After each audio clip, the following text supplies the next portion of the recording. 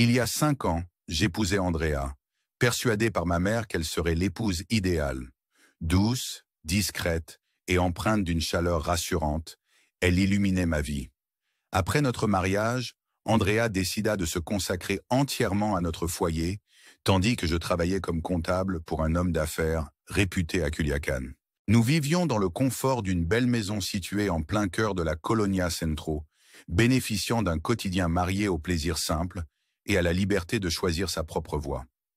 Elle avait même évoqué, jadis, l'idée d'avoir des enfants, avant de penser qu'il fallait attendre. J'étais d'accord, convaincu que nous avions tout le temps devant nous.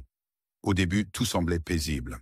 Andrea entretenait la maison avec soin, préparait des repas aux arômes réconfortants et m'accueillait chaque soir avec le sourire après mes longues journées de travail.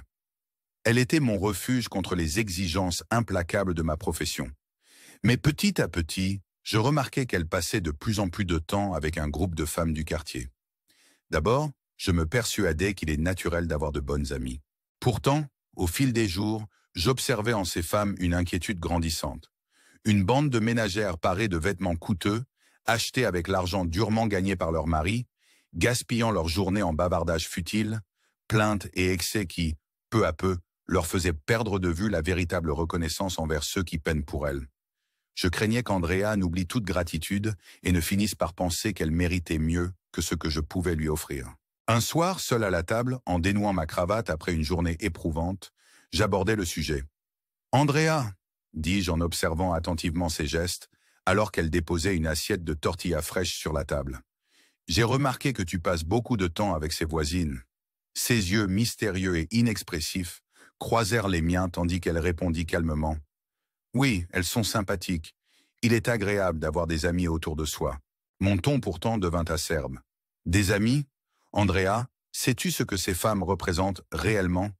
Elles laissent filer leurs jours en futilité, épuisent l'argent de leurs époux et oublient le respect dû à ceux qui se débattent pour leur offrir le confort que tu as. » Elle fronça les sourcils et croisa les bras avec une assurance calme. « Ce n'est pas vrai, Diego. Ce sont simplement des femmes, comme moi, avec qui je partage mes pensées et mon quotidien. Qu'y a-t-il de mal à cela ?» Je soupirai profondément en massant mes tempes. « Le mal, c'est que ces bavardages anodins finiront par remplir ta tête d'idées de révolte. Ce qui commence par une conversation sans importance se transformera en plainte sur notre vie, te persuadant que tu mérites mieux que ce que je t'offre. » Je me penchai, ma voix ferme et impérieuse. « Je travaille d'arrache-pied pour nous deux, Andrea. Je te fournis tout ce dont tu as besoin, et je ne veux pas que tu te laisses influencer par des filles qui ne te montreront jamais la valeur de ce que tu as. » Les lèvres d'Andrea se contractèrent, et une lueur d'irritation traversa ses yeux. « Je ne suis pas un enfant, Diego. Je choisis mes amis. » Je resserrai mon regard, insistant. « Je te demande simplement d'être prudente. Éloigne-toi de ces femmes. Elles ne t'apporteront rien de bon. » D'un mouvement de tête déterminé, elle répliqua. « Tu ne les connais pas vraiment. Elles ne sont pas le poison que tu imagines. » Un souffle expulsé avec force traduisit ma frustration. « Andrea, je sais exactement de quoi je parle. Écoute-moi. » Mais cette nuit-là, mes avertissements restèrent lettres mortes, et Andrea s'éloigna vers un univers qui m'était désormais inconnu. Ce soir de juillet, lourd et étouffant comme tant d'autres, commença sans signe précurseur. Ma journée avait été engloutie par des chiffres et des bilans incessants. Et en retournant chez nous, j'espérais simplement partager un dîner paisible avec Andrea, une conversation sincère qui ne serait pas détournée par de futiles commérages de ses nouvelles fréquentations. Mais dès que je franchis le seuil, un silence angoissant régnait. La cuisine était plongée dans l'obscurité et sur la table reposait un repas intact. Chose étrange pour une femme qui ne laissait jamais de plat inachevé, même un reste. J'appelai son nom, sans réponse. Un rapide coup d'œil dans le parking me confirma que sa voiture était toujours là. Un frisson glacial me saisit alors que je composais son numéro. Son téléphone sonna une fois, 2 fois, puis redirigea directement vers la messagerie. Les minutes s'écoulèrent, ma inquiétude se mêlant à la colère, jusqu'à ce que le bruit de talons sur le sol retentisse, me focalisant sur la porte. Là, Andrea se tenait, vacillant légèrement, avec un sourire nonchalant, comme si tout allait bien. Elle portait une tenue jusqu'alors inconnue pour moi, moulante et révélatrice, effleurant ses courbes, le tout sublimé par un maquillage en bataille et des cheveux décoiffés. Une odeur d'alcool se dégageait d'elle, mêlée à un parfum bon marché qui n'était pas le mien. « Diego » balbutia-t-elle avec un sourire inquiétant. « Viens te coucher, il faut dormir. » Mon regard se fit dur, chaque muscle tendu, et si je désirais des explications, il était évident qu'elle n'était pas en état d'en donner. Je l'aidai à l'intérieur, peinant à supporter cette odeur nauséabonde, et la vis aussitôt s'effondrer sur le lit, sombrant dans le sommeil avant même que je puisse la réconforter. Debout, un tourbillon de pensées et une colère sourde se livraient dans mon esprit tandis que je quittais la pièce, laissant derrière moi un silence lourd de présages funestes. La quête de réponse s'imposa à moi. Prenant le téléphone déverrouillé d'Andrea, car elle ne se préoccupait jamais des mots de passe, je feuilletai ses messages et réseaux sociaux avec des doigts tremblants. Et c'est ainsi que je découvris l'indicible. Des textos explicites d'un certain Juan, emplis de propositions crues et sexuelles, auxquelles Andrea répondait avec un empressement déconcertant. Cette nuit se transforma en un véritable cauchemar éveillé. Allongé dans la chambre d'amis, incapable de chasser de mon esprit ces images répugnantes, je serrai les poings sous les draps, imaginant Andrea dans cette tenue inconnue, imprégnée du parfum d'un autre.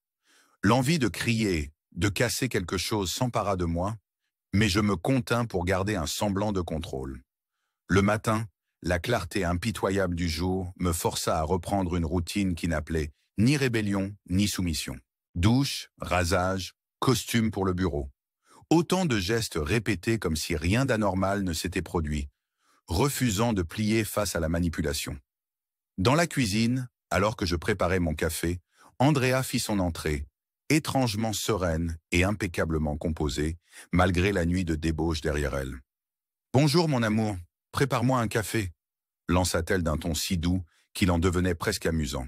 Je posai lentement ma tasse sur la table, nos yeux se rencontrant dans un regard glacial. « Pourquoi ne pas appeler Johan pour te servir un café ?» répondis-je d'un ton mesuré, presque ironique. Après un moment suspendu, elle demeura silencieuse avant d'ajouter, d'une voix feutrée et mystérieuse. « Tu sais ?» en inclinant légèrement la tête. « As-tu vérifié mon téléphone ?» demanda-t-elle. Je n'eus même pas à répondre. Son silence en disait long. D'un soupir lassé, elle poursuivit. « Tu sais, si je l'appelle ici, je crains que tu ne sois plus de la partie. » Posant son menton sur sa main, elle enchaîna de manière désarmante. « Traite-moi bien, comme tu l'as toujours fait, et je resterai de bonne grâce à tes côtés. Sinon, ma vie se transformera en enfer. » Un rire amer s'échappa de moi. « Ma chère épouse, tu crois vraiment qu'un simple comptable peut être ton jouet ?» Je pars immédiatement au bureau. Je serai de retour pour 5 heures. D'ici là, fais tes bagages et trouve-toi une nouvelle route. Compris ? Ses yeux se firent sombres et la moindre trace de légèreté disparut tandis qu'elle murmurait. « Alors, c'est ainsi que ça va être. » Nos regards se défiaient en un duel silencieux. « Oui, c'est ainsi, » répondis-je. La journée s'écoula lentement. Chaque chiffre et chaque compte ne parvenant à dissiper les images d'Andrea, son sourire narquois, et le mépris dans ses yeux, comme si j'étais devenu un simple pantin.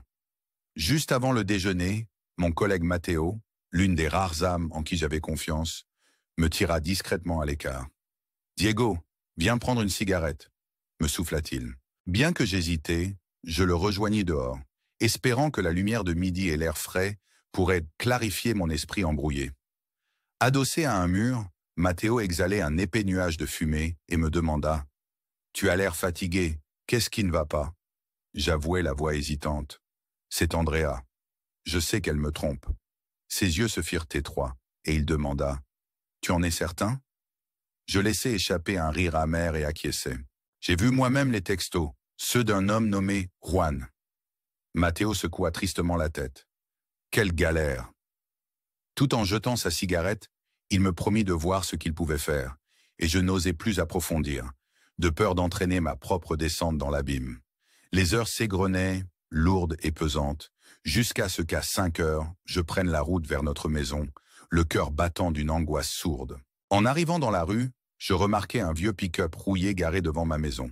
Mon pouls s'accéléra. Je me gara derrière lui et pénétrai prudemment. À peine avais-je franchi le seuil que soudain, un violent coup sur la nuque me plongea dans une douleur fulgurante et l'univers se mit à tourner. Je chancelai, tentant vainement de regagner mes esprits, tandis que des coups de poing et de pied pleuvaient sur moi sans relâche. Je m'écroulais au sol, me recroquevillant pour me protéger, mais une botte fracassa mes côtes, m'enlevant le souffle, avant qu'un autre coup ne brouille ma vision, le tout accompagné d'un rire moqueur résonnant au-dessus de moi. À mon réveil, ma tête battait, mes membres étaient solidement attachés à une chaise par des cordes qui m'enserraient, mordant ma peau. Un bâillon grossier avait été forcé dans ma bouche, m'imprégnant d'un goût de tissu rugueux.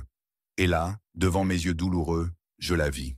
Andrea se tenait là, affichant un sourire suffisant, presque nue, vêtue d'un mince drap qui peinait à couvrir son corps. À ses côtés se trouvait un homme imposant, aux muscles marqués par des tatouages, dont le regard sombre et arrogant exprimait bien plus que des menaces muettes. Andrea ricana en s'approchant de moi. « Regarde qui s'est réveillé !» murmura-t-elle avec une malice tranquille. « Tu as pris une sacrée raclée, mon chéri. » Je la fixai, le souffle court, alors qu'elle s'avançait lentement. Posant une main délicate sur la poitrine de l'homme, elle murmura d'une voix mielleuse. « Je te l'avais prévenu, Diego. Sois tendre avec moi, et je le serai en retour. » Elle indiqua du doigt l'homme, ajoutant d'un ton glacial. « Voici Juan. » Chaque nœud des cordes me rappelait mon impuissance, et dans les yeux d'Andrea brillait une malice noire. Elle se pencha et chuchota. « Juan contrôle la Colonia Centro et ses environs. C'est lui qui maintient tout le monde en ligne. » Approchant si près que je pouvais sentir son souffle glacé, elle conclut. « Tu sais ce que cela signifie, n'est-ce pas ?» Je demeurais muet, mais en mon fort intérieur, tout était limpide. Elle esquissa un sourire, se redressa et poursuivit avec solennité. « Il est le chef des Los Reyes de la Muerte, les rois de la mort. » D'un geste théâtral, elle caressa le bras musclé de Juan, soulignant son emprise. Ce dernier laissa échapper un rire grave et bas. « Ne t'inquiète pas, tu apprendras vite. » Puis sa voix se mua en un ton froid et impérieux. « J'espère que cette leçon t'apprendra que désormais, tu m'es à jamais lié. » Lentement, elle retira le bâillon de ma bouche, m'autorisant à reprendre mon souffle. Je toussais, mélange de sang et de mots inaudibles, mais je restais silencieux. Puis avant même que je ne puisse prononcer un mot, Andrea pressa ses lèvres contre les miennes. Son baiser, amère fusion d'alcool et de cruauté, se fit sans appel, et malgré mon désir de réagir, je me contentai de rester stoïque. Se détournant, elle déclara d'une voix tranchante « Ta deuxième leçon commence maintenant. » Avec une lenteur calculée, elle se détourna et, sa démarche sensuelle attirant inévitablement le regard, retourna vers Juan. Sans la plus légère hésitation, il s'emparait d'elle et, devant mes yeux impuissants, leur étreinte se déploya dans une passion dévoyée. Des gémissements perçants emplirent la pièce, formant une symphonie perverse. Par-dessus son épaule, elle lança d'un ton moqueur. « Alors, te plaît-il ce que tu vois ?» Mais mordu par le silence et une colère sourde, je n'eus d'autre recours que de rester immobile. Agacée par mon mutisme, elle se tourna brusquement vers moi et me gifla avec une froideur inouïe. « Parle, petit comptable !» siffla-t-elle. Mon regard brûlait de défi, mais aucun mot ne sortit. Juan s'approcha en craquant ses jointures et d'un ton provocateur déclara « Voyons combien de force tu as encore en toi. » Coup après coup s'abattit sur mon ventre et mes côtes, jusqu'à ce que l'obscurité m'emporte une nouvelle fois. À mon prochain réveil, une froideur implacable avait remplacé la douleur brûlante. Je me trouvais étendu dans une fosse béante, le corps meurtri, la peau écorchée, le sang séché en de terribles taches. À travers la pénombre, je distinguais un bout de papier soigneusement plié posé près de ma main. Tremblant, je m'assis et dépliai la note. « Cher Marie, si tu sors vivant de cette épreuve, rentre à la maison et prépare-moi un café. J'espère que tu as bien appris ta leçon. » Les mots d'Andrea m'atteignirent comme une brûlure glacée, ravivant en moi une rage lente au cœur même de la souffrance. Serrant la note contre moi, j'observais la fosse de l'œil tremblant, avant de commencer, avec peine, à escalader la paroi, chaque geste étant un douloureux rappel de la brutalité dont j'avais été victime. Au dehors, sous un ciel nocturne lourd et humide, je continuais, le sang coulant à chacun de mes pas, inconscient des regards stupéfaits des passants, déterminé à rejoindre le domicile de mon patron.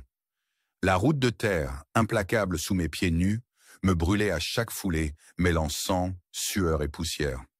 Quand j'atteignis enfin les imposantes grilles du manoir, les gardes, témoins de mon état pitoyable, me conduisirent en silence à l'intérieur.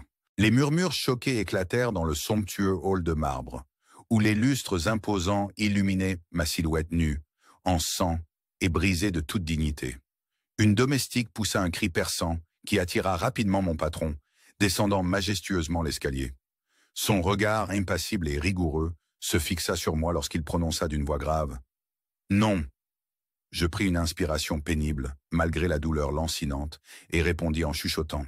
Un éclair de reconnaissance dangereux traversa son regard lorsqu'il murmura « Juana m'avait parlé de Los Reyes, de la Muerte. » Sans perdre une seconde, il ordonna à ses hommes d'une voix basse et inébranlable « Amenez-lui un médecin !» En quelques instants, je fus conduit dans une somptueuse salle de bain parée de dorures et d'une grande douche à effet pluie. L'eau chaude en cascade lavait la boue et le sang, balayant la douleur à travers des brûlures aiguës sur chaque plaie, tandis qu'une détermination engourdie s'installait en moi. Après un rapide examen, le médecin ne me donna pour répit que quelques pilules analgésiques et le conseil de me reposer, une maigre pitié au milieu de tant de misère. Les heures de récupération se succédèrent dans un flou oppressant, jusqu'à ce que mon patron ne réapparaisse, un homme dont le simple regard imposait le silence. Il prit place près de mon lit et, après un long moment de silence, posa froidement la question en espagnol. « ¿Qué tipo de muerte ?» Dans un faible murmure, je répondis « Lento y doloroso », lent et douloureux. Un léger rictus traversa son visage suivi d'un hochement de tête. « Bien », qui scella une ambiance funeste. Sans attendre davantage, il se leva, ajusta sa manche et dit d'un ton impassible « Repose-toi, j'organiserai la suite pour toi. » Puis il me laissa seul, face à mes pensées sur une vie désormais ruinée. Le lendemain, je me traînais vers une normalité fragile, chaque mouvement ponctué par une douleur lancinante. Mon corps protestait à chaque respiration, hanté par le dernier avertissement cruel d'Andrea. Ce soir-là, dans notre maison jadis partagée, Andrea se retrouvait seul lorsque Juan fit son entrée. Il pénétra dans la demeure avec une assurance feinte, ses yeux trahissant pourtant une inquiétude intérieure. Andrea, étalée sur le canapé, leva nonchalamment un sourcil à sa vue. « Qu'est-ce qui t'arrive » lui demanda-t-il. Passant une main dans ses cheveux, il s'exclama « Quelque chose ne va pas. Un grand chef de cartel a mis un terme au service de mes hommes. Certains de mes gars ont démissionné ou ont péri. C'est comme si quelqu'un me visait. » Andrea se redressa lentement, fronçant le nez en écoutant ses paroles. « Et ça veut dire quoi exactement ?» interrogea-t-elle.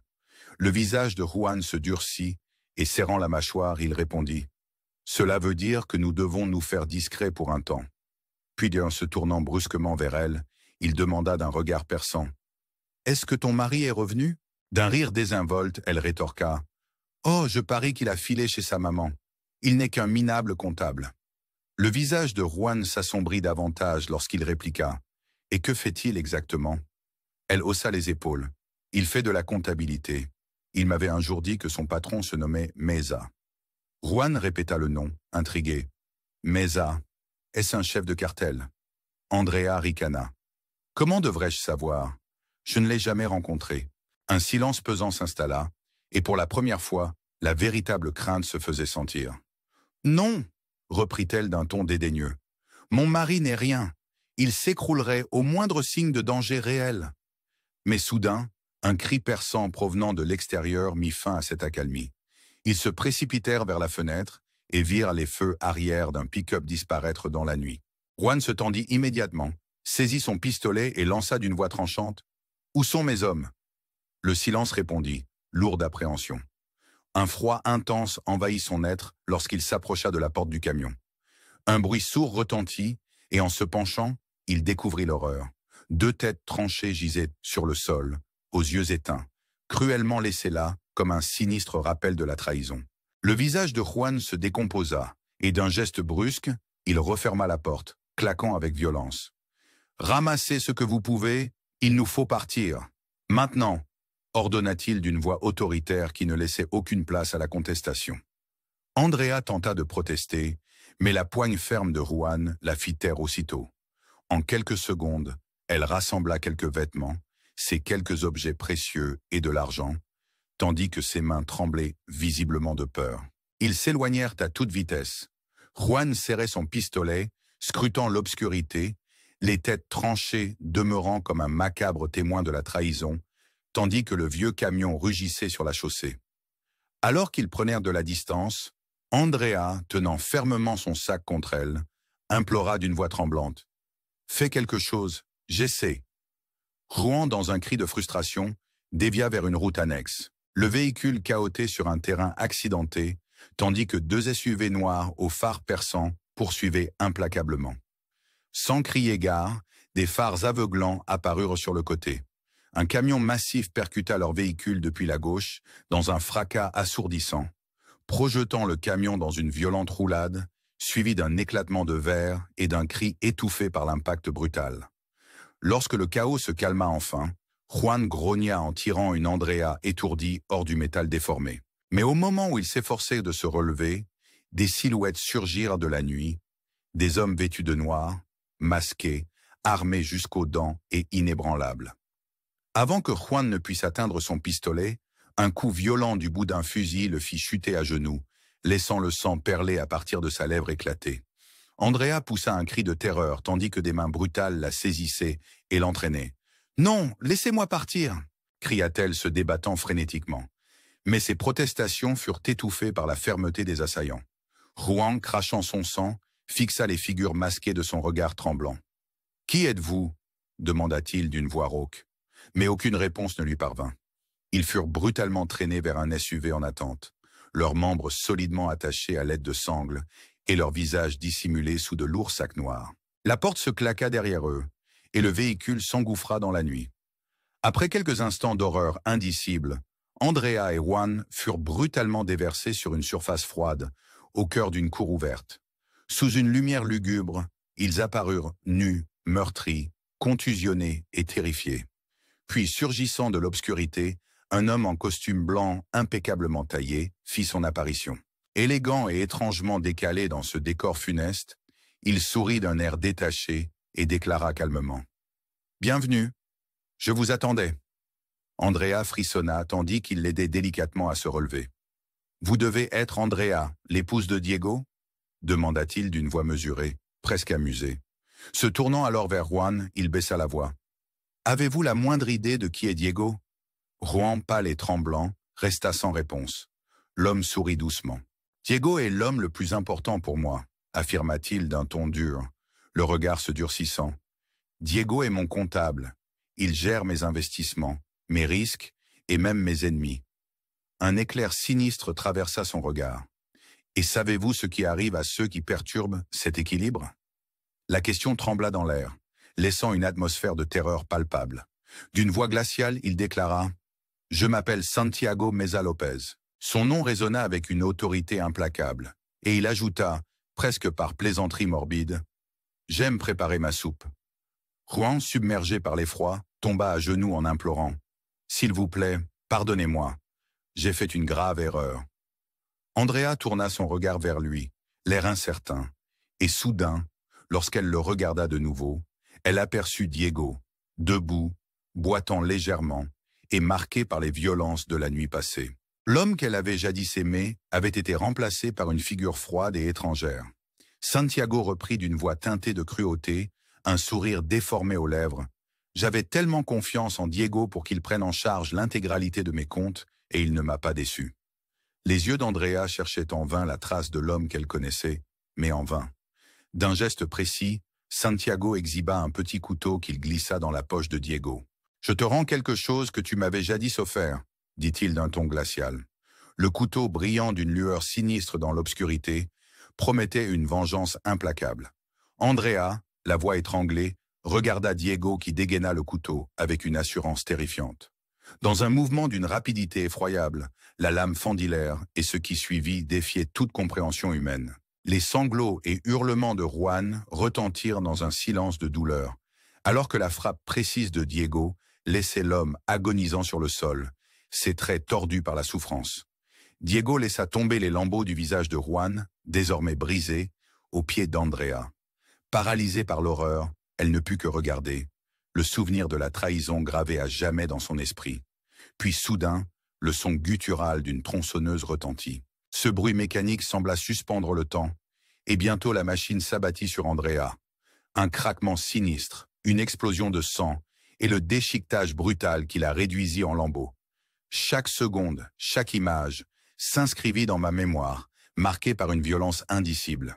Et pour vous, chers auditeurs, si cette histoire vous captive et vous bouleverse autant que je l'ai été, n'oubliez pas de vous abonner à notre chaîne, de liker et de commenter. Votre soutien nous permet de partager toujours plus de récits aussi intenses et sans compromis. Je m'avançai, serrant la tronçonneuse avec une froide détermination, et, dans un ultime acte d'insensibilité, j'en mis fin au cauchemar. En moins de 5 minutes, les corps de Joan et d'Andrea furent réduits à de simples lambeaux, jetés dans une fosse peu profonde par 2 hommes silencieux et efficaces de Lopez. On enterra rapidement toute trace de leur existence, effaçant ainsi leurs souvenirs. Santiago Meza Lopez se plaça à mes côtés, allumant une cigarette avec une sérénité troublante. « Je te laisse quelques minutes pour pleurer ta perte », déclara-t-il d'une voix neutre. « Mais ensuite, il nous faudra retourner dans notre monde. » L'air était saturé de l'odeur du sang et de la terre retournée, tandis que je m'agenouillais sur la fosse irrégulière où reposait Andrea. D'une main tremblante, j'en tirai une unique rose rouge vif, sa teinte presque surnaturelle évoquant la violence qui s'était abattue sur nous. « Je t'avais offert un chemin pour t'éloigner, » murmurai-je avec amertume. « Mais tu as choisi l'enfer. » Mes doigts glissèrent sur le couteau encore chaud, sans que je ne ressente ni colère ni satisfaction, seulement un vide froid et insensible. Je tournai le dos à la tombe et montai dans la SUV où attendaient, en silence, les hommes de Lopez. En fermant la portière, je m'installai dans le cuir, tandis que le moteur rugissait doucement. D'un dernier regard vers ce qui avait autrefois été notre vie, l'image d'une trahison implacable se dissipa dans l'obscurité de la nuit. Ainsi s'acheva l'un des chapitres les plus sombres de mon existence. Une histoire d'amour corrompue par la trahison, de violence impitoyable et de désillusion qui ne laissa rien épargner. Même si les échos de cette nuit continuent de me hanter, je poursuis ma route dans un monde désormais insensible à la douleur. Merci d'avoir écouté ce récit bouleversant. Si vous avez été touché par cette histoire et que vous pensez qu'elle mérite d'être partagée, n'hésitez pas à liker, à partager et à vous abonner à notre chaîne, ainsi qu'à laisser vos impressions dans les commentaires. Vos réactions nous encouragent à explorer toujours plus ces récits sombres et complexes. Je reprends en silence la route, portant en moi le souvenir amer de la trahison, mêlé au vide glacial de la survie. Le soleil se lèvera peut-être sur un horizon transformé, mais les cicatrices resteront, un rappel cruel que certaines leçons de la vie doivent être gravées à jamais dans le sang et le regret.